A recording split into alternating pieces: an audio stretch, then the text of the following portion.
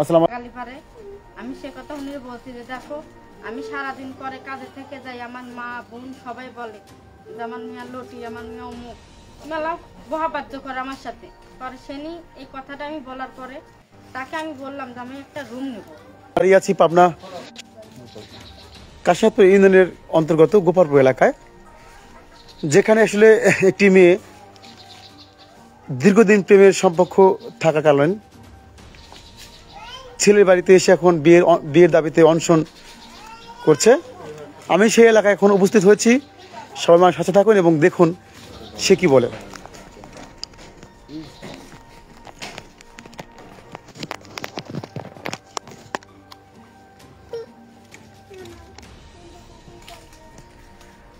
আসসালামু আলাইকুম। আসলে আমরা যাকে নিয়ে আজকে এই ঘটনা, আমরা তার সাথে কথা বলবো, দেখি তিনি আমাদের কি বলেন, আসলে কি হয়েছে তার সাথে এবং তিনি কেন এই ছেলে বাড়িতে এসে বিয়ের দাবিতে অনশন করছেন।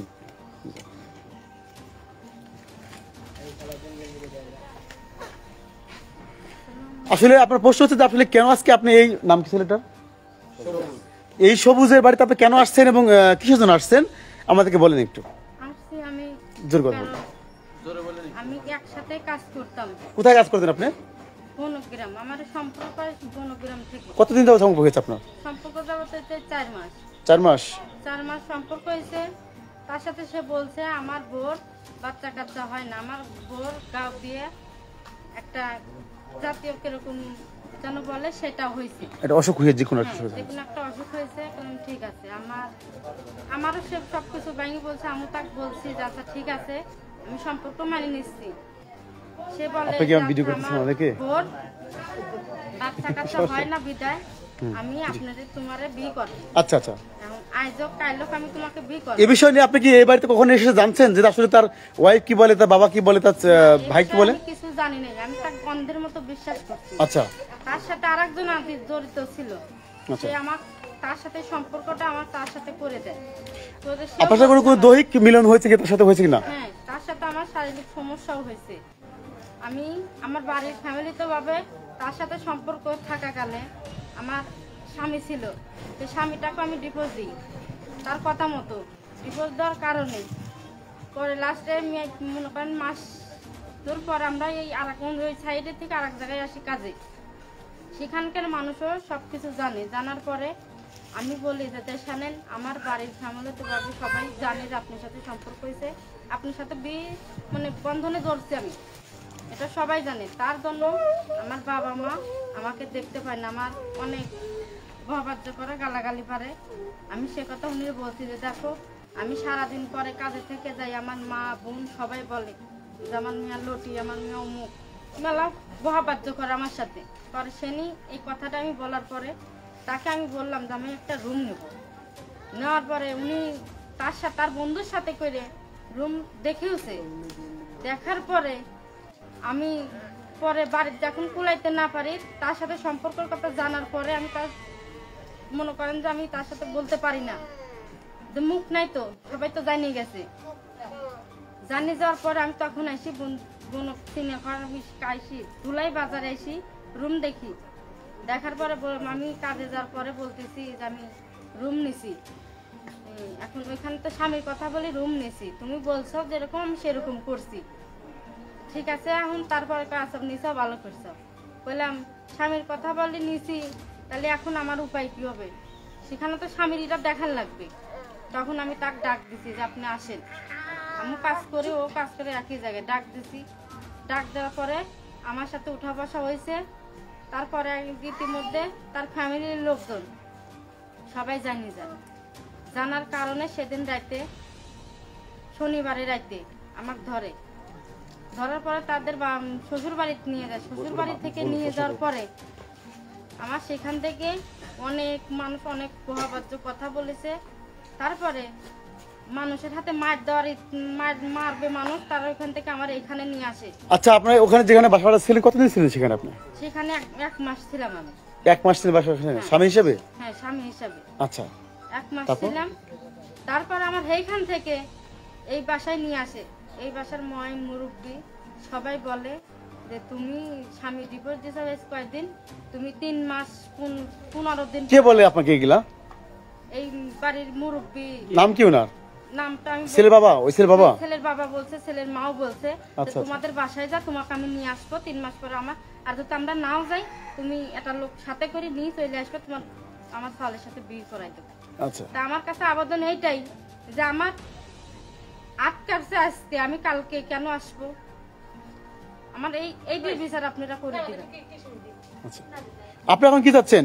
এখন চাচ্ছি আমার আবেদন আমার নাই, বিয়ে করা লাগবে, বিয়ে করা লাগবে। আমার বাড়ির কোনো জায়গায় উঠা বসার কোনো ব্যবস্থা নাই।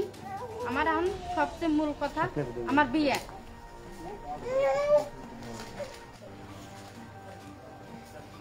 ঠিক আছে। দর্শক শুনতে পেয়েছে আসলে উনি কি বলেছেন, আসলে ওনার বিয়ের দাবিতে আসলে এই ছেলে বাড়িতে অনশন শুরু করেছে এবং বিয়ে না হওয়া পর্যন্ত উনি এখান থেকে যাবেন না, আমাদেরকে তিনি এটা জানিয়েছেন। এবং দীর্ঘদিন যাবত তার সাথে অবৈধভাবে সংসার করেছে এই লোকটি এবং প্রায় 1 মাস একটি জায়গায় বাসা ভাড়া করে তাকে স্ত্রীর মর্যাদা দিয়ে বা স্ত্রীর সম্পর্ক হিসেবে থেকেছেন। আমরা কথা বলবো এই কিছু লোকের সাথে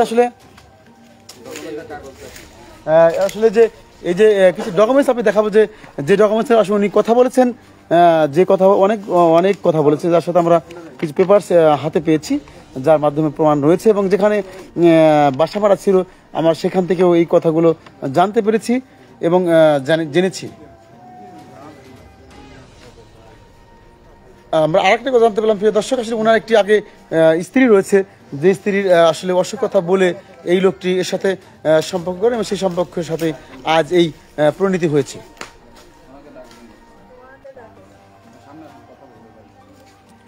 আসলে যে এই যে আপনার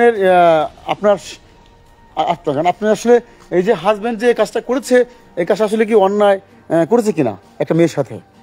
এখন কি করছে হ্যাঁ, তা তো বলতে পারবো না, আমি তো কিছু জানি না। আচ্ছা, এই যে কতদিন আগে যে আপনার এখানে আসছিল, এই মেয়েটা আসছিল এখানে বিয়ের দাবিতে, আপনার শ্বশুর শাশুড়ি যে কথাগুলো বলেছে আপনি শুনছেন হয়তো, এ বিষয়ে আপনি কি বলবেন? আমি রাজি না।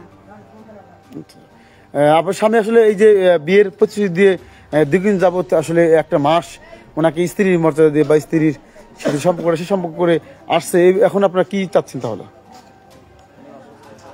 আপনার কথা যে অসুস্থ বলছে, যে আপনি অসুস্থ, যার পরিপ্রেক্ষিতে উনি আপনাকে রাখতে চান না বা থাকবে না, সেই সাথে উনি আর একটা মেয়ে দেখেছে, আপনার বিষয় ভাষাটা কি? আপনাদের কাছে একটা অনুরোধ, আমি যে আছি সে জানে বউ আছে, তার শর্তেও কথা বলো কেন? তাহলে সেটা বলবে না। না, আপনি আসলে শুনুন, আপনার স্বামী যখন বলছে যে আপনাকে অসুস্থ, আপনাকে রাখবে না, সেই পরিস্থিতি উনি আসলে করেছে। বিশ্বাস, প্রেম যখন হয় তখন বিশ্বাস হয়। সেই বিষয়ে আপনি আসলে আপনার হাজবেন্ড কোথায় আছে বা আপনি বিষয়ে জানেন কিনা? আপনি বলেন না কিছু যে আসলে আমি যাবো না বা আমি আপনার বাচ্চা কাচ্চা হয় না বিধায় সে আর একটা পদক্ষেপ নিয়েছে, বিষয়ে আপনি কি বলেন?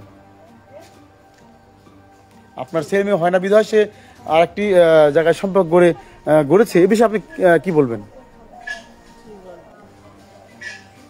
বলা আছে আপনার? দর্শক আসলে উনি আসলে ওনার হয়তো হৃদয়ে অনেক কষ্ট দেখে উনি কথা বলতে পারছেন। আসলে ওনার ছেলে মেয়ে হয় না বিধায় উনি আরেকটা জায়গায় সম্পর্ক করে তার সাথে সম্পর্ক করেছে বিয়ে করার জন্য, এবং সেই মেয়ে আজ এই বাড়িতে, ছেলে বাড়িতে অনশন শুরু করেছে এবং বিয়ে না হওয়া পর্যন্ত সে এখান থেকে যাবে না, এটাই তার দাবি।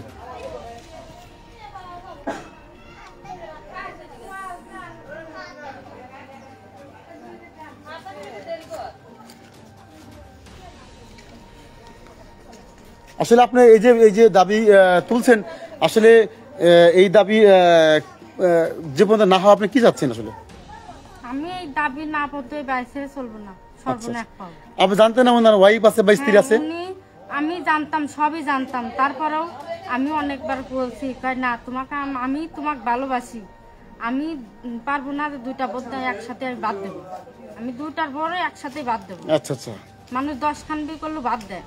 বললাম তাহলে আপনি যদি পারেন তাহলে সমস্যা নেই। বন্ধুর নামটা জিজ্ঞেস করেন। বন্ধুর নাম শিপন। এই বাড়ি কোথায়? এই বন্ধুর বাড়ি কোথায়? যে বন্ধুর বাড়ি ইসিত।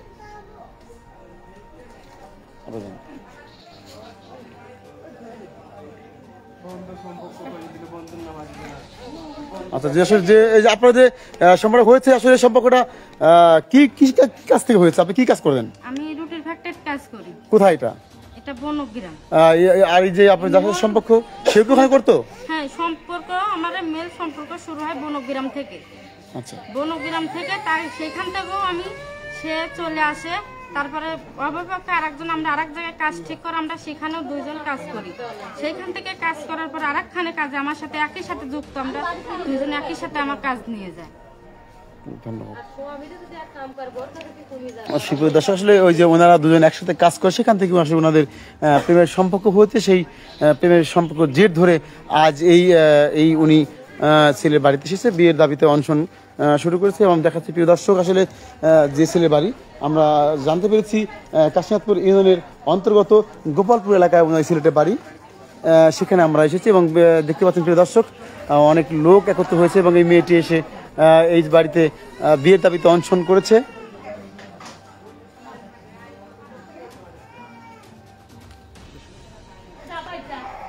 প্রিয় দর্শক, সাথে থাকুন, অন্য সময় হয়তো অন্য কোনো খবর নিয়ে আপনাদের সামনে হাজির হব। আসসালামু আলাইকুম। লাইক দিন, শেয়ার করুন, সাবস্ক্রাইব করুন, কমেন্ট করে আপনার মতামত জানিয়ে দিন।